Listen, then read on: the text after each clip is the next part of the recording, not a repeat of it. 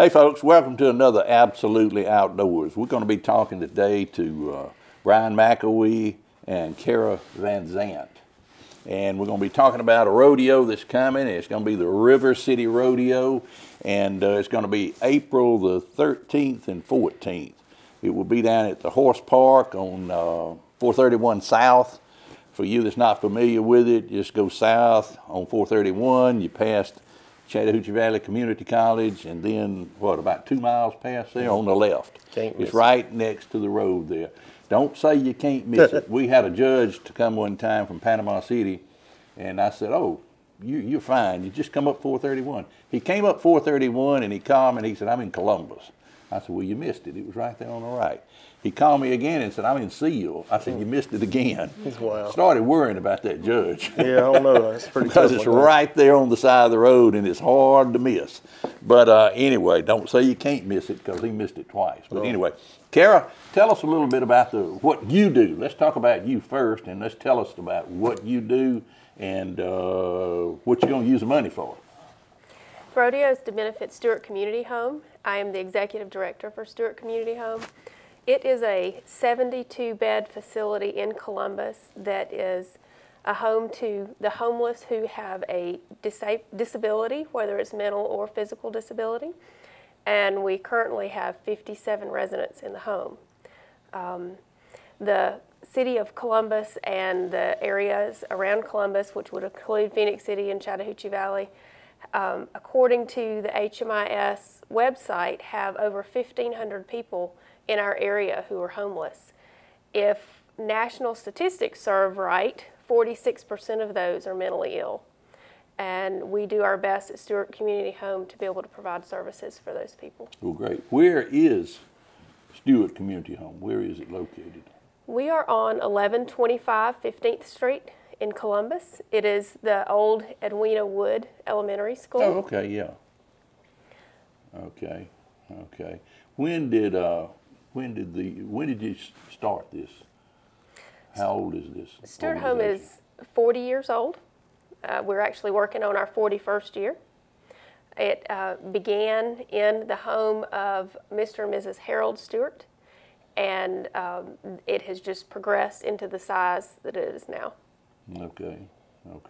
How do you get your funding? I know that you probably get some federal funding, and local funding, but how do you fund this organization? Stewart Home is funded in a few different ways. We have about a $1.3 million annual budget. Of that money, $257,000 of it comes from HUD. We get some money from United Way. That changes from year to year. And then the other parts of that come from foundations, grants, and very generous donors. Okay, so you're going to use some of this money to fund it. You're going to use it on building. How are you going to use this money that you make? All the money from the rodeo will be used for operations and for us to be able to serve the community and serve the people of the community. Okay, great. Okay, we've got an old friend of mine, Brian McElwee, and Brian is a bullfighter, and when he first told me that, I thought he actually got out there with a sword and fought him. No. Like a matador, but that's not it. He is a rodeo clown. Yeah. And that's a dangerous job. And I didn't believe that Brian could move as fast as he can. But when you got an 1,800-pound bull running at you, don't let the fat fool you.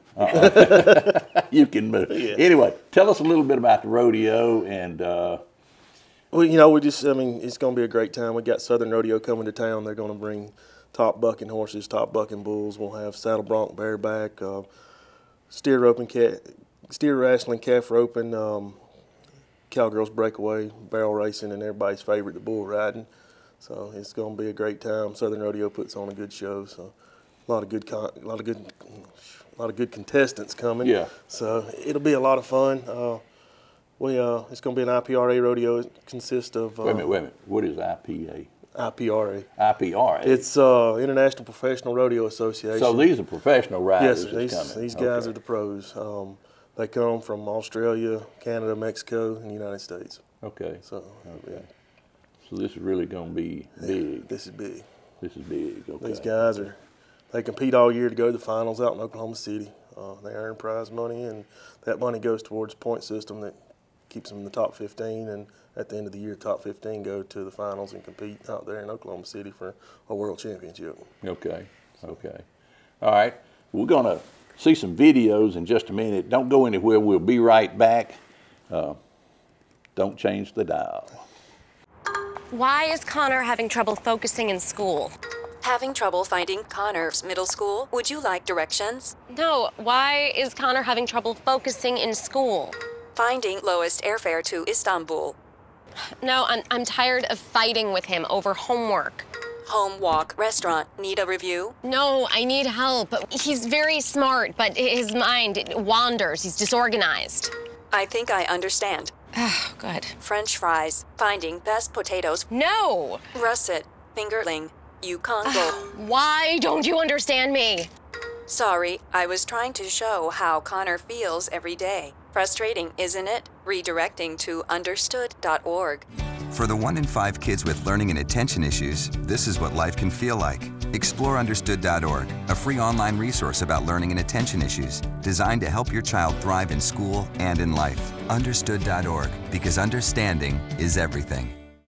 Hey folks, welcome back. We're with Brian McAwee and Kara, and we're going to be talking about the rodeo a little more. Brian, tell us about the bullfighting. We'll start. That seems to be the most popular part of a rodeo is bull riding. Bull riding does. I mean, it's kind of like going to a NASCAR race. You go to watch the wreck. You just hope everybody walks away.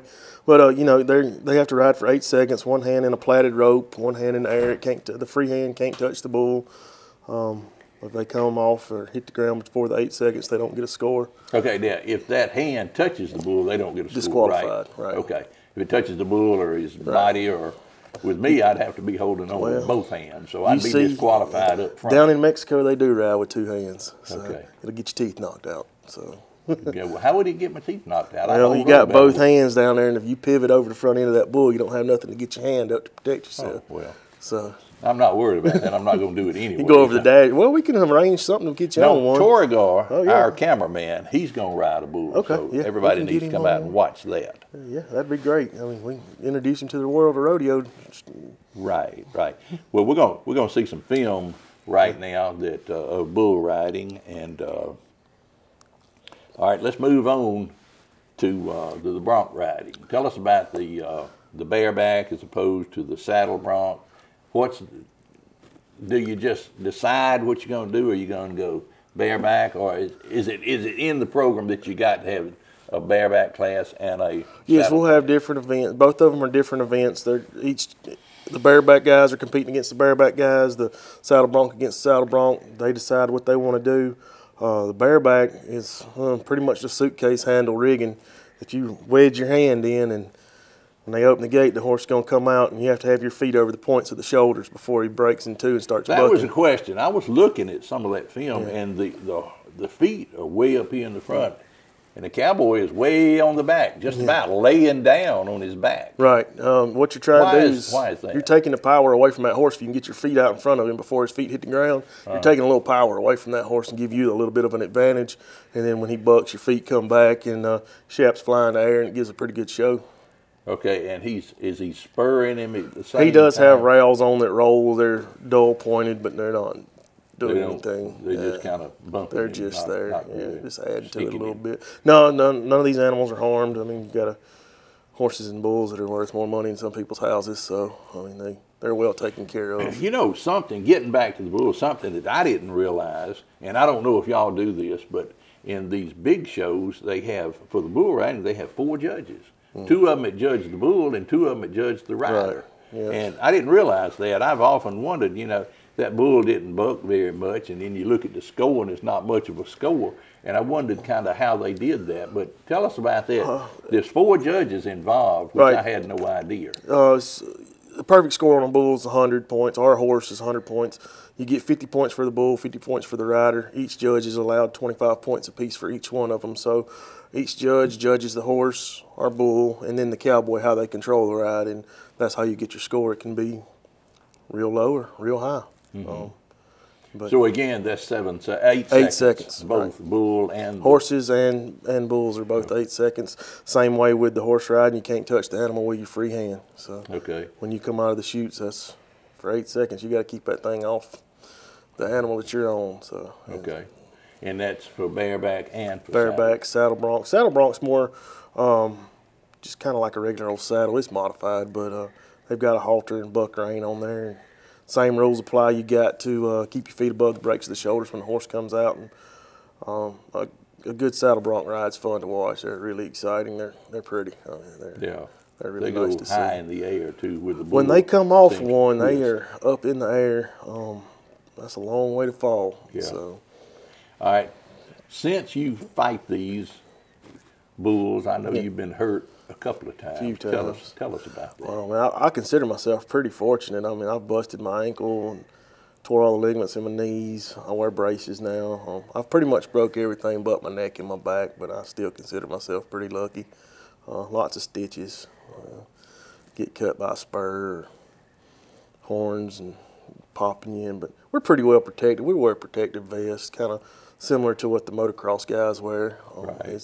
It's designed for bullfighters, and it expands the impact when you get hit. So they do a little bit to keep us safe, but it still hurts. I mean, Oh yeah. you get popped with a horn or stepped on, it's going to get your attention. It's gonna hurt you. It's Oh gonna yeah. hurt you. We're gonna see some film right now of some bronc ride. Yeah. All right. Okay. Now, tell us about some of the other events. Well, we'll have steer wrestling. That's where the cowboy comes off a running horse onto a steer and has to throw him down. Then we have calf roping, where they rope a calf and have to tie him down. And These are timed events. these are timed events. And the quicker you can do it, the better your score. Right. There's a line attached to the steer. When he takes off out of that chute, it pops a string in front of the horse. He goes. Same way we have cowgirls breakaway. It's similar to calf roping, but they don't get off and tie the calf. They just rope the calf, and it's attached to the horn by a small piece of twine. And when that pops, that's their time. And these girls are pretty quick. You get sometimes in the low twos. I mean, they're on it. Low twos. Low 2 seconds. It's quick. I mean, they're quicker than a That's jet. quick. That's quick. They're fast. I mean, these girls are good at what they do. And then we'll have the barrel racing too. There'll be pretty girls on fast horses. And, Okay. All right. We're going to be looking at some pictures of the barrel racing and also of the calf rope. All right, we'll get it all. Okay. Okay. All right. Tell us about the grand entry. Well, that's all the contestants and everybody. The flags will come in. Carol, will you be in that? I have not decided that yet.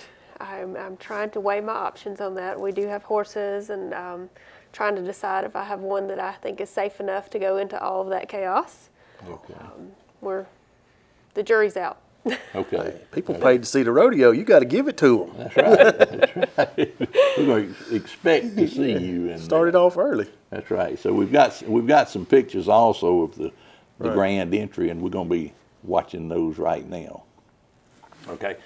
All right. We need to talk to you. We talked to Brian too much.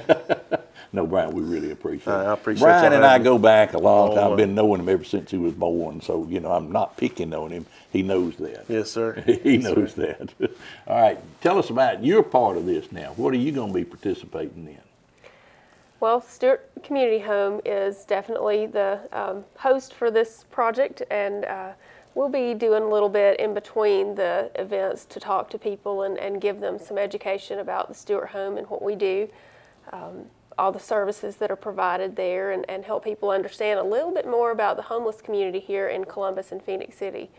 I know that it's probably pretty common for people to see homeless with little signs when they're crossing the bridge, or maybe even when they get deeper into Columbus. They see people sitting, on intersection corners and in doorways of large buildings, and there is certainly an issue here with that population, and we want this rodeo to provide monies for those people and the help that they need, but also to really educate families and have an understanding for the people that they see with these signs, and have a little fun at the same time. Yeah, I've noticed I'm going across the, what do you call it, the New Bridge. 13th Street.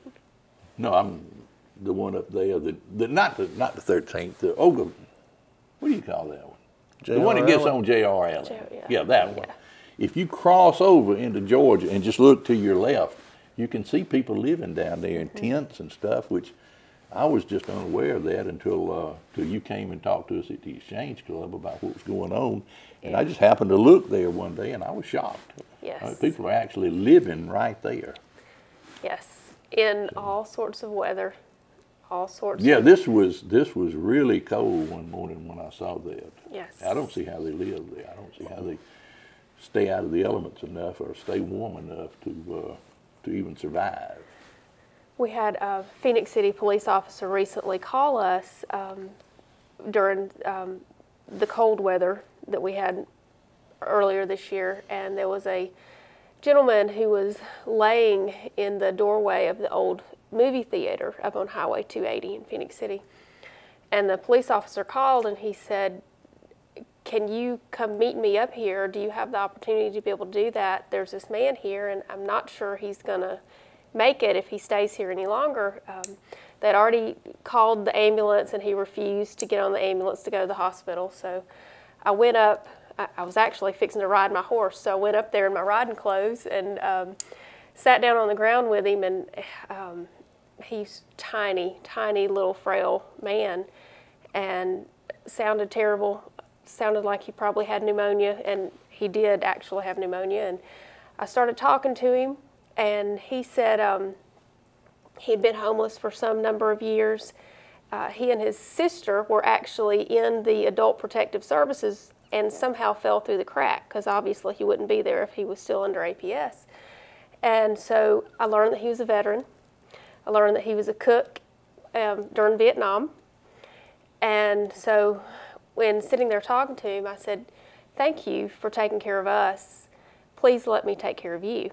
And when I told him that, he started crying. He had tears running down his face. And I said, "Will you go to the hospital? Will you get on the ambulance?" And he shook his head yes. And so I had the police officer there call the ambulance service. They came again and said, "Well, he told us the first time he didn't want to go." And I said, "Well, he wants to go now." And so they finally agreed to let him go. And he ended up spending some days in the hospital. He was very sick. And when he was discharged from the hospital, he agreed to come and live at the Stewart home. And he is now a resident with us. The best little man. I mean, I've gotten to know him. He has quite a personality. He's getting healthier as the days go on. I hope that he will continue to stay with us, because he's certainly not in any kind of shape to live on his own anymore. But you know, these people who live on the street have stories to tell. They have lives that they came from. They have situations. They have all kinds of just tragedy that has happened that has caused them to be in the places that they are. And, you know, he's just one example. But there are so many, and we're there to help them, and this is one opportunity that we want to use to be able to continue that process through this area. Great, great. Stay tuned. We'll be right back. Patriotism. It inspires passionate debate. It's worn like a badge of honor with good reason, because it means love and devotion for one's country. But what really makes up this country of ours? It's the people. To love America is to love all Americans. This year, patriotism shouldn't just be about pride of country. It should be about love. Love beyond age, sexuality, disability, race, religion, and other labels. Because love has no labels. Hey folks, welcome back to Absolutely Outdoors. We've got Brian McAwee and Kara Van Zant, and we're going to find out how you can get tickets. You remember all the things that Troy going to say, all right? Well, to enter the rodeo, you have to call CES through the IPRA out in Oklahoma City. You give them your phone number and night preference and all that stuff. And you can get more information by going to Southern Rodeo website, which is www.southernrodeo.com, and they'll have all the information on the website. Okay. If a person wanted to just come to the rodeo and see it, just come on down. All right. You get tickets at the gate. Get tickets at the gate. We want to have you there. Okay. Do you have advance sales? We will have advanced sales. We're working on the locations for those sales, as we are also looking for sponsors. Okay. If there are any local businesses who would be interested in being rodeo sponsors, we have different ticket packages or different sponsor packages for those businesses, and we'd love to have that happen. And if they're interested in that, they can call Stewart Community Home in Columbus. Give us that number, and Torrigar can put it across the bottom of the screen there. It is 706-327-2707. Okay, okay. All right. Torrigar mentioned something else, and I don't remember what it was. I don't either. Anyway, we want to welcome everybody to come out and support this. We're going to be coming back. This is going to be our first show, and then right before the rodeo, we will get on the air again. Maybe put you on the bull. No. Torrigar's going to ride the Well, I bull. mean, both y'all, we got enough. Okay, Torrigar will do Okay, that. he's at See, the- I'm holding on with both hands. And Okay, that's that's against fine. the law. No, against we'll the give you rules. special rules now. Okay. Senior division. Yeah, I need that. All right. Think of anything, Kara? If anyone is interested in learning more about the Stewart Community Home, we do have a Facebook page, and you can also look at our website, stewartcommunityhome.com. Okay. This will be aired probably next week, but if you want to, after it's been aired, you can see it on YouTube. Right. And go to CTV Beam, Absolutely Outdoors. Okay. And there's probably 20 shows on there, wouldn't you think, that you can watch. But to see this one, it'll probably be on in the next week or so. Perfect. Anyway, really appreciate y'all coming. Brian, good Thanks to see for you. having me, man. Good seeing you. Good to see you, Kara. Nice Thank you. seeing you. And for CTV Beam, I'm Steve Abbott. See you next week.